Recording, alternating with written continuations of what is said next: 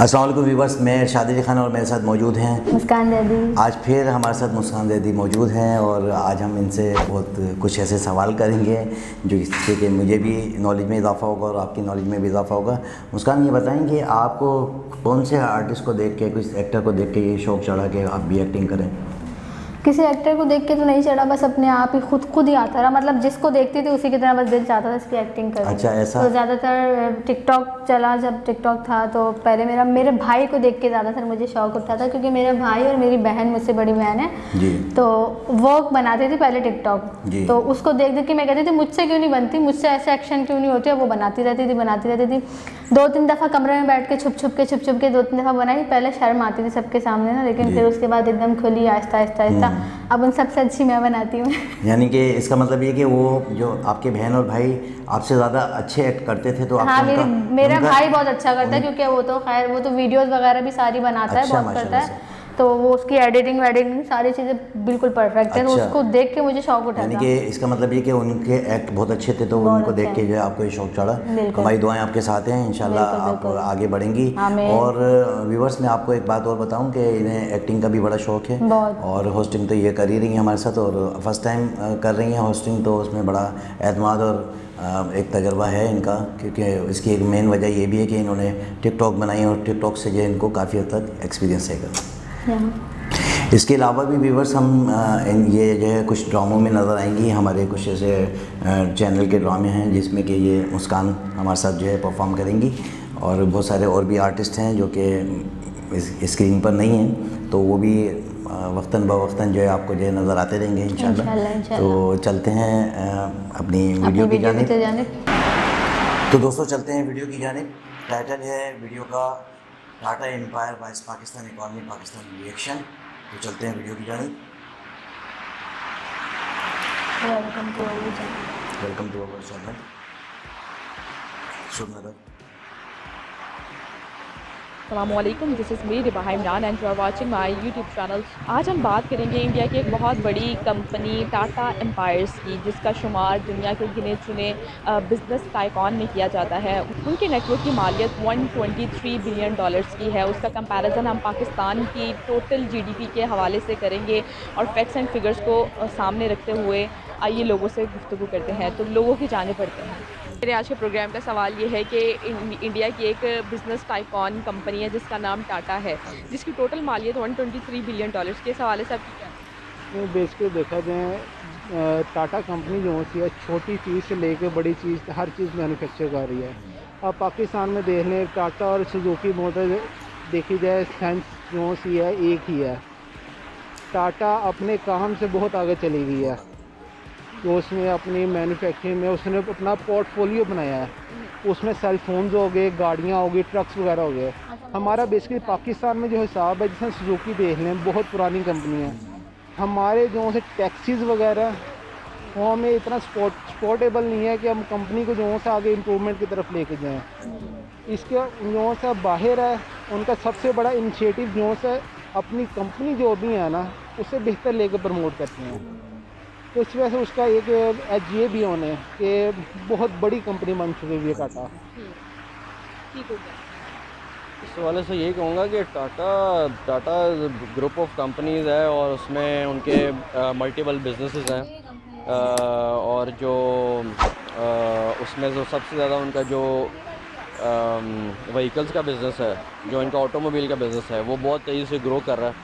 ठीक है, because I think Tata से एक दफ़ा क्वेश्चन भी, जो उनका ऑनर है टाटा, उससे एक दफ़ा क्वेश्चन भी किया था कि आप में और मुकेश अंबानी में डिफरेंस क्या है, तो कहता है कि वो बिजनेसमैन है और मैं इंडस्ट्रियलिस्ट हूँ। तो मतलब Mukesh Ambani is one of the richest person of India है, लेकिन टाटा की जो टाटा के ऑनर है उसकी वर्थ कम है मुकेश अंबानी से, लेकिन मुकेश अंबानी का बिज़नेस वॉल्यूम बहुत बड़ा है। लाइक उनकी ग्रुप ऑफ कंपनीज़ हैं, और उससे सबसे जो बड़ी बात है वो उनकी जीडीपी ग्रोथ के अंदर बहुत वैल्यू ऐड कर रहा है कंपनी, इंडिया के उनकी एम्प्लॉयमेंट में बहुत वैल्यू ऐड कर रहा है। वो कहता है मैं सबसे ज़्यादा नौकरियां देता हूँ इंडिया के अंदर। ठीक है, इतनी मुकेश अंबानी की कंपनीज़ के अंदर जॉब नहीं जितनी टाटा की हैं। तो Tata is like I think one of the biggest icon of India. बहुत बहुत उनकी वर्थ है। तो सर क्या वजह है कि उनकी एक जो कंपनी है टाटा, वो इतना ज़्यादा ग्रो कर गई है और उसकी जो मालियत है वो आपके सामने है।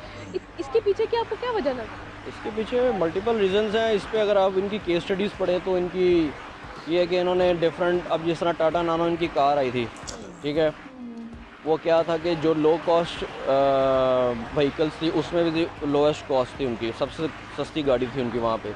उन्होंने एक सर्टेन टारगेट को सेगमेंट को हिट किया कि जो गाड़ी नहीं परचेज़ कर पाते, वो सेगमेंट जो है अगर हम उनको गाड़ी दें तो they will be like very happy, और उनको एक अपनी रेंज के अंदर जो उनकी बजट है उसमें उनको गाड़ी मिल जाएगी। तो वो बेसिकली इन स्ट्रेटजीज़ के साथ मार्केट में आते हैं, वो एक सर्टेन टारगेट्स को हिट करते हैं, नीश मार्केट को हिट करते हैं, और उन्हें सारे सेगमेंट्स के लिए एक डिफरेंट प्रोडक्ट बनाया हुआ है, जिसकी वजह से टाटा जो है वो बहुत तेज़ी से ग्रो कर रहा है।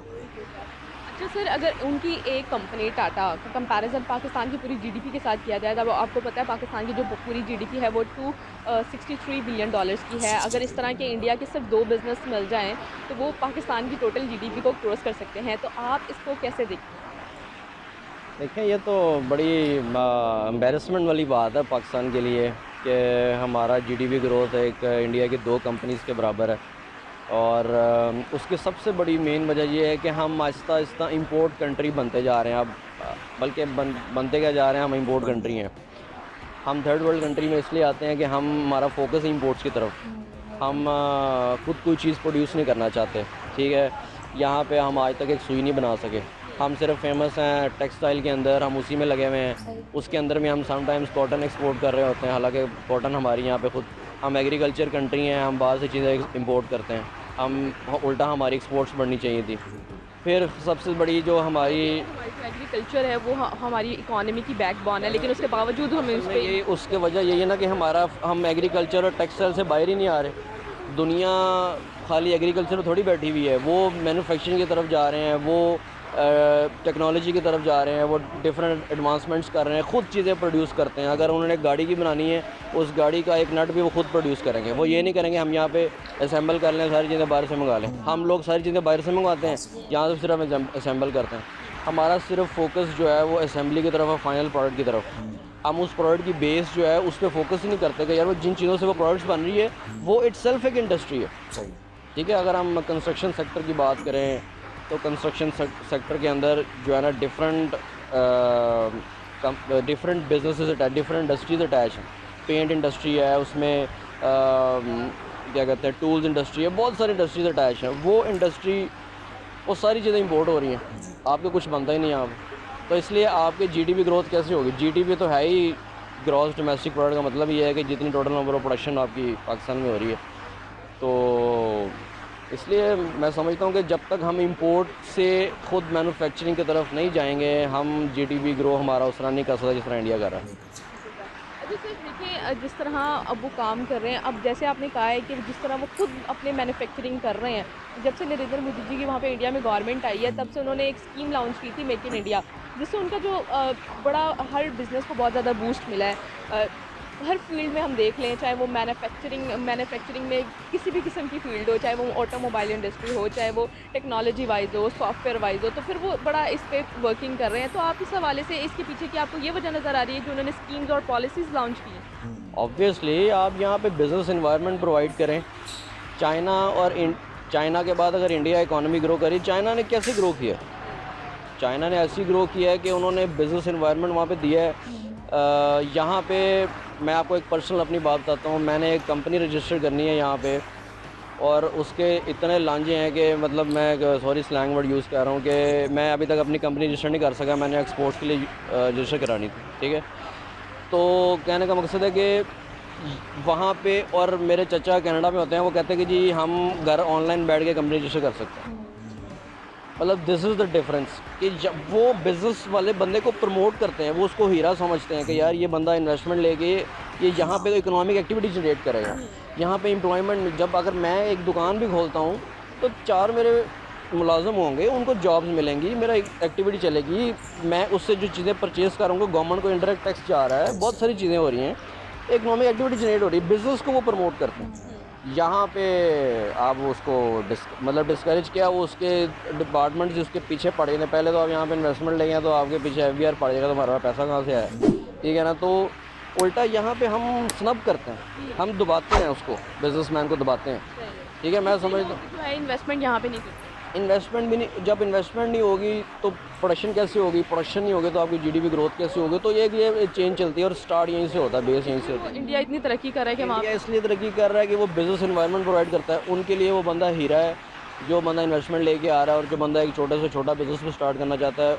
वहाँ पे एंटरप्रेन्योर्स, आप अभी आईटी इंडस्ट्री उठा के देख लें उनकी, ठीक है, उनकी एक कंपनी है, उनकी ऐप, एक मैंने पिछले स्टडी कर रहा था, एक ज़िलिंगो उनकी एक ऐप है, ठीक है। उस ऐप पे उसने क्या किया कि चतुचक एक बैंकों की मार्केट है, जिस तरह हमारी लिबर्टी मार्केट है, उनकी बैंकों की बहुत बड़ी मतलब बैंकों की बहुत बड़ी मार्केट है, ऐसी लिबर्टी की तरह चतुचक के नाम से। उन्होंने सारी शॉप्स पे जाके कहा कि हम आपकी प्रोडक्ट्स को इंटरनेशनल, मतलब उसको इंटरनेशनल लेवल पे लेके जाएंगे, एक्सपोर्ट्स होगी आपको यहाँ से, अगर हमारे ऐप पे ऑर्डर्स लाएंगे डिफरेंट कंट्रीज़ में, जिस तरह इंडिया भी है, चाइना भी है, बैंकों की मार्केट। अब एक दुकानदार था, होगा ठीक है यार डाल दो मेरी प्रोडक्ट्स ऐप पे, मुझे कोई मसला नहीं। उन्होंने सबको ऐप इंस्टॉल करवाई, उन्होंने कहा ये जितनी हमारी ऐप से आपकी सेल होगी, जस्ट लाइक फूड पांडा या इस तरह की जो ऐप्स चल रही हैं हमारे यहाँ पे। अब देखिए उनका माइंडसेट, एक साल के अंदर उन्होंने क्या किया, सबको ऐप इंस्टॉल करवा के उधर से उनके ऐप के थ्रू एक्सपोर्ट्स होना शुरू होगी, उनको रेवेन्यू आना शुरू हो गया, कस्टमर्स का बिज़नेस बढ़ने लग गया। वहाँ पे $1 बिलियन की कंपनी मांगी वो एक साल में, $1 बिलियन, ठीक है, कैन यू बिलीव। अब वो इंडिया में रजिस्टर्ड है, ठीक है, और ज़ाहिर सी बात है इंडियन गवर्नमेंट ऐसे एंटरप्रेन्योर्स को इनकरेज करती है। आप मुझे यहाँ पे कोई कंपनी बताएं, मुझे एक सिर्फ सिस्टम सॉफ्टवेयर हाउस है हमारा, इसके अलावा कोई कंपनी बताएं या कोई ऐसा एंटरप्रेन्योर आया हो जो एक साल में $1 बिलियन पे पहुँच गया हो। नहीं बन सका।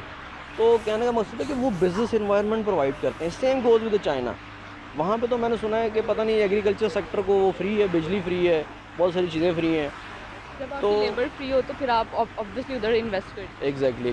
तो कहने का मकसद है कि यहाँ पे हमारा बिज़नेस इन्वायरमेंट ही नहीं है, जहाँ पे डिपार्टमेंट्स सपोर्टिव नहीं है, गवर्नमेंट डिपार्टमेंट्स, गवर्नमेंट को चाहिए, ये जो बात करते हैं गवर्नमेंट के ये प्रोजेक्ट वो प्रोजेक्ट, सबसे पहले अपने सिर्फ डिपार्टमेंट्स ठीक कर लेना गवर्नमेंट, सिर्फ जो पब्लिक सर्वेंट्स हैं उनको ठीक कर ले, सारे मसले खुद ही काम कर लेंगे, हम लोग खुद ही बिज़नेस कर लेंगे, हम लोग खुद ही इन्वेस्टमेंट्स कर लेंगे। हमें जो है ना वो डिपार्टमेंट सपोर्टिव होने चाहिए। बेसिकली अगर सबसे बड़ा जो सा है उनकी पॉपुलेशन 1.5 बिलियन है सबसे। अगर अब देखें पाकिस्तान की है 23 करोड़, अगर वो एक नमक प्रोड्यूस करते हैं ना, अगर उसमें कॉस्ट आती है 1 करोड़ पे आती है, वो तकरीबन अगर 1 अरब भी बिक जाए उनका आबादी के हिसाब से है। क्योंकि हमारे में जो सा पॉलिटिकल इश्यूज आ जाते हैं, कुछ दूसरे इश्यूज आ जाते हैं, उस वजह से जो सा स्टेबल नहीं हो सकता पाकिस्तान।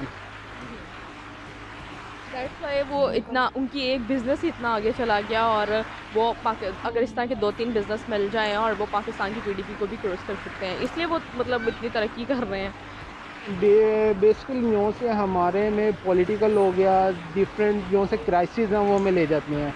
क्योंकि हमारे बैक एंड में जब हम कोई भी नोट प्रोड्यूस करते हैं, मार्केट में लेके आते हैं, उसमें आपका इकोनॉमिकल रेशियो ये होती है कि 75% आपने बैक एंड पे रखना है। हमारा जितना नोट बड़ा होता जाएगा उतनी डिवैल्यूएशन होती है कंट्री की। आपको इसके पीछे की क्या वजह नज़र आती है कि वो हमसे इतना आगे चले गए हैं और हम एक साथ अलग होने के बावजूद अभी सिर्फ मतलब मजहबी मतलब रिलीजन टाइप की बातों से बाहर नहीं निकले? ऐसे ही देखिए, यहाँ पे मैं सबसे पहले कायद-ए-आज़म को कोट करूँगा। उसने कहा कि क्या कहते हैं, पता नहीं, the country has nothing to do with religion, caste and creed, ठीक है।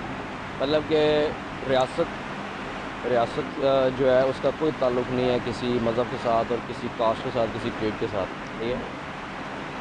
उसकी रीज़न यही है, उन्होंने बेसिकली इसी वजह से कहा था कि हम हर चीज़ को जब हम मज़हब के साथ नथी कर देंगे तो हम उसमें कीड़े ही निकालते रहेंगे, हम उसमें फ्लॉज ही ढूंढते रहेंगे, ठीक है ना। उसको हम कभी इनकरेज नहीं करेंगे। Just like doctor Abdul Salam की आप बात ले लें, he is the only Nobel prize winner in Pakistan. एक पाकिस्तानी नोबल प्राइज़ विनर है। हमने उसको आज तक इसलिए कभी उसको हाईलाइट नहीं किया या उसको अपने बच्चों को नहीं पढ़ाया उसकी स्टडी के why he was a Nobel prize winner, क्योंकि वो कादियानी थे। ये वो कादियानी है तो बस ये उनकी हर चीज़ फेल। यार जब एग्जैक्टली आप मुझे एक बात बताएं, यहाँ पे आरफा क्रीम जब फेमस हुई थी अपने सॉफ्टवेयर बनाने की वजह से, तो बिल गेट्स ने उसको वहाँ बुला लिया, उसको पैसे दिए, पता नहीं कितने पैसे दिए और क्या, तो खैर उसकी डेथ हो गई है। लेकिन जब वो अपने अरूज पे थी तो बिल गेट्स ने ये नहीं सोचा कि यार शी इज़ अ मुस्लिम, तो मैं इसे क्या सीखूँगा, ये तो है ही पागल, ये तो है ही, ये तो मुसलमान है, तो ये है वो है, मैंने इससे क्या सीखना है। ठीक है, वो टैलेंट को और नॉलेज को इनकरेज करते हैं, उसको रिलीजन से वो रिलेट ही नहीं करते। वो कहते हैं जहाँ से ज्ञान मिल रहा है भाई ले लो, इससे आप ग्रो करो, इससे आगे लेके चलो।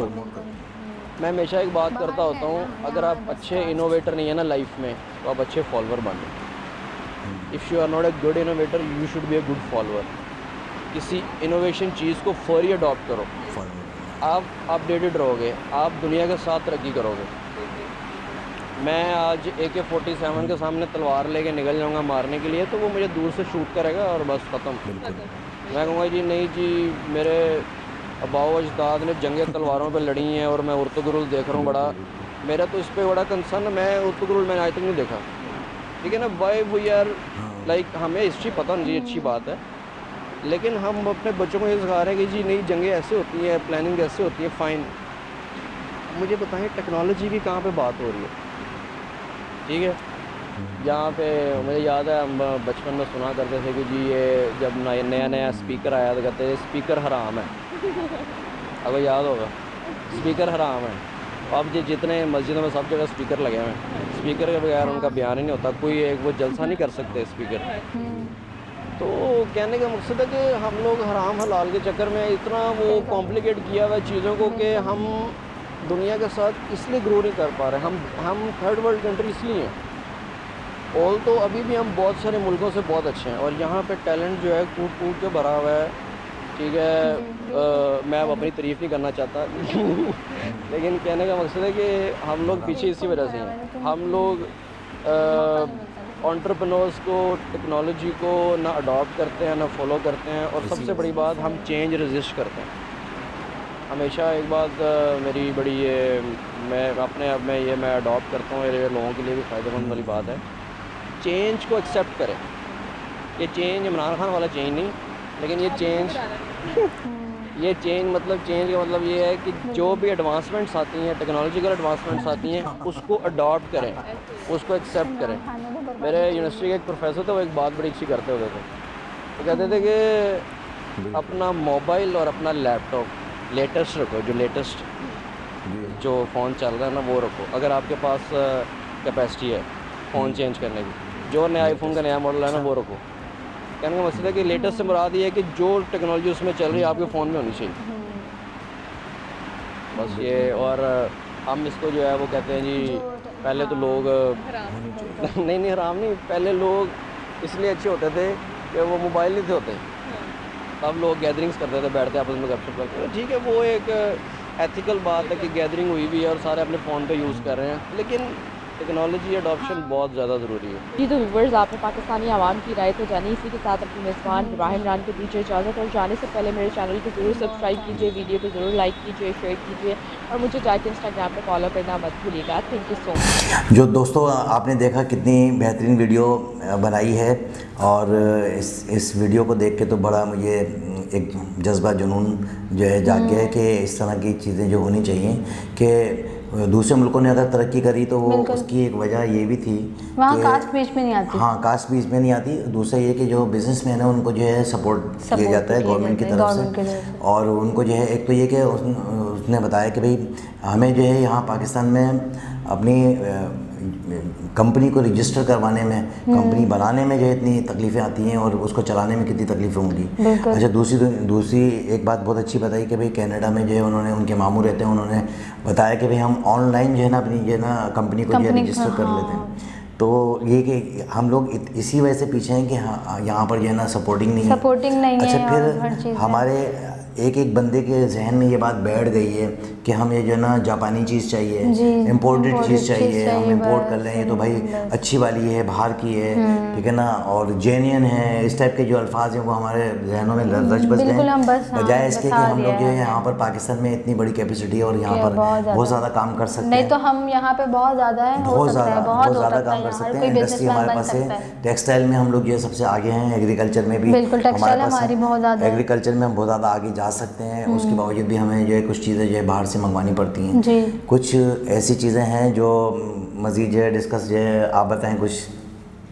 मैं क्या बताऊं इस बारे में, बस मैंने तो फिर यही चीज़ देखी पाकिस्तान के अंदर के यहाँ पे सपोर्ट करने के लिए कोई नहीं है, काट करने के लिए सबसे ज़्यादा होता है। क्योंकि एक तो मतलब अमीरी गरीबी को बहुत ज़्यादा यहाँ पे लोग तरजीह देते हैं कि नहीं भाई ये गरीब है, इससे सलाम दुआ नहीं करो। मैं अमीर हूँ तो मैं अपने ही लेवल के बंदे से बात करूँगा। अगर मैं गरीब हूँ तो हम मतलब अपने से बड़े से बात करने में थोड़ा सा हिचकिचाते हैं कि भाई ये इतना बड़ा आदमी है और हमें पता नहीं घास डालेगा नहीं डालेगा। कल्चर बीच में आ जाता है, भाई ये कादियानी हैं, ये अहले तशी हैं, ये अहले सुन्नत हैं, ये देवबंदी हैं, के साथ खाना पीना छोड़ देते हैं, साथ बैठना छोड़ देते हैं। इस वजह से हमारा मुल्क पीछे है। बिल्कुल। तो इस वजह से बस मैं तो यही चाहूँगी कि हम तरक्की लेकर आएँ और आपस में बस कम्युनिटी इस तरह करें, मिलजुल के रहें, आपस में प्यार मोहब्बत रखें। ये कल्चर और ये मज़हब ये सारी चीज़ें कुछ नहीं है, मुसलमान है बस मुसलमान है, ये चीज़ जहन में रखें कि हम मुसलमान हैं। वरना अगर हम अपने जहनों में ये चीज़ रखेंगे कि भाई नहीं वो क्रिश्चियन है, वो हिंदू है, वो ये है, वो ये है, हम शिया हैं, हम सुन्नी है, तुम देवबंदी हो, तो इसमें कभी भी हम आगे नहीं बढ़ सकेंगे। बाहर के मुल्क इसलिए तरक्की कर रहे हैं क्योंकि उनमें ये चीज़ें है ही नहीं। असल में हाँ, कोई भी किसी भी दुनिया की कोई भी कंट्री है, उन्होंने सबसे पहले अपनी कंट्री को जो है तरजीह दी, सबसे पहले कंट्री का ही नारा लगाया, उसी को बुलंद किया और उसी के एक पेज पर आके खड़े हो गए कि भाई हमने ये काम करना है। अच्छा, जब जब एक पेज पर जब आते हैं तो एक जैसी सोच होती है और एक जैसा जो है काम किया जाता है, तो उसमें मुल्क जो तरक्की करता है।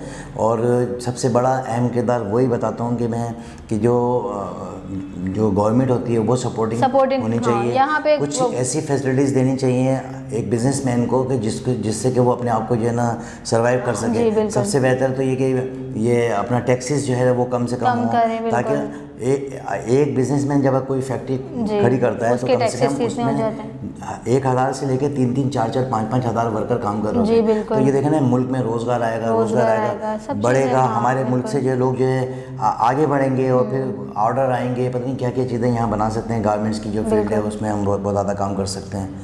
अच्छा, मैं आपको अगर एक ऑप्शन देता हूँ कि हमने ये देखी चीज़ें, मैं भी चाहता हूँ कि मुल्क जो तरक्की करे और आप भी चाहते हैं कि मुल्क तरक्की करे, कुछ ऐसा क्या काम किया जाए जिससे कि जो है ना मुल्क तरक्की करे। एक थोड़ी देर के लिए हम ये सोच लेते हैं कि हम आपको जो है ना वज़ीर आज़म बना देते हैं और उसके बाद आप क्या सबसे पहला काम क्या करेंगी?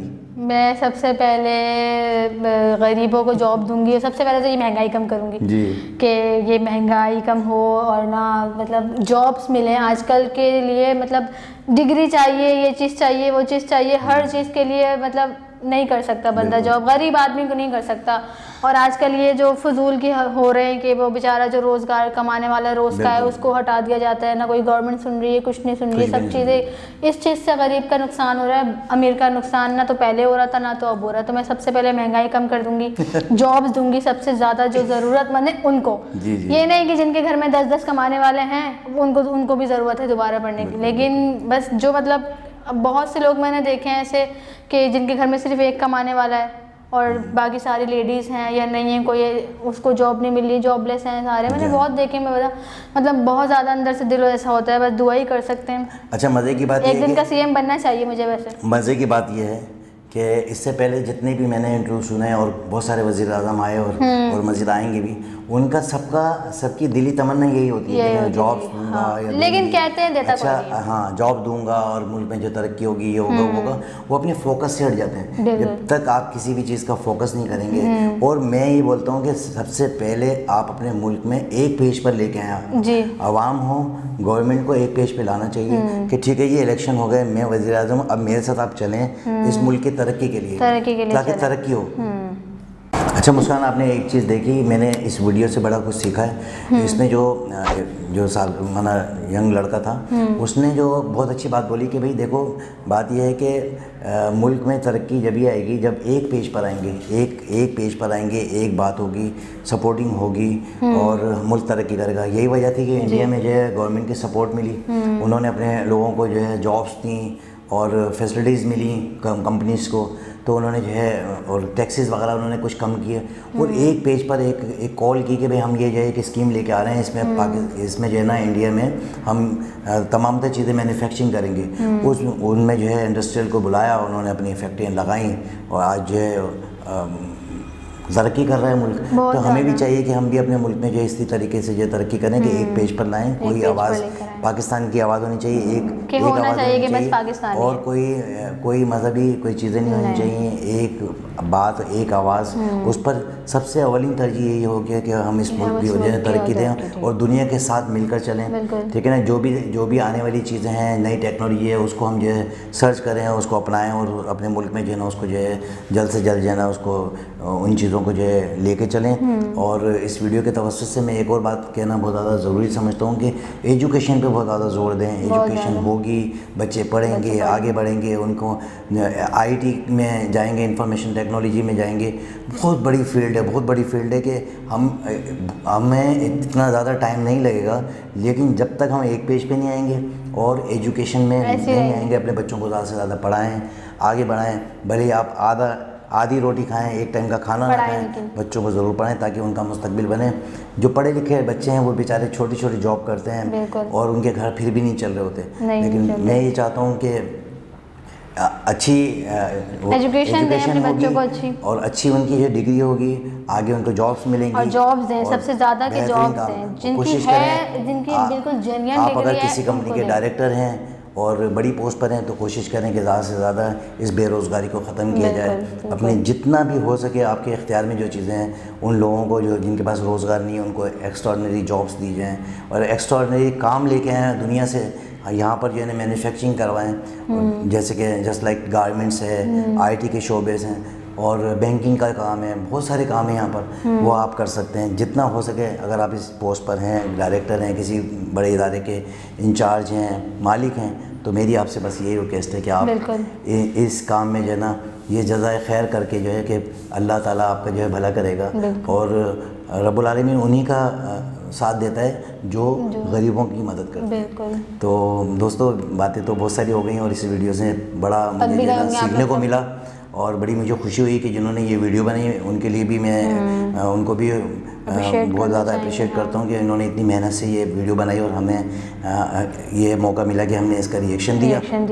और दोस्तों, मुझे और मुस्कान ज़ैदी को जो इजाज़त दें। चलते चलते फिर मेरे वही अल्फाज कि हमारे चैनल को लाइक करें, सब्सक्राइब करें, बेल आइकन का बटन को दबाएं और कमेंट्स जो है लाजमी दें ताकि हमें एनर्जी हमारे अंदर जो है जब भी आती है जब आपके कमेंट्स आते हैं। और फिर मेरे वही दो ही अल्फाज कि चलते चलते अपने और अपने आसपास वाले लोगों का ख्याल रखें, ख़ासतौर पे पड़ोसियों का, रिश्तेदारों का, दोस्तों का, माँ बाप की खिदमत करें।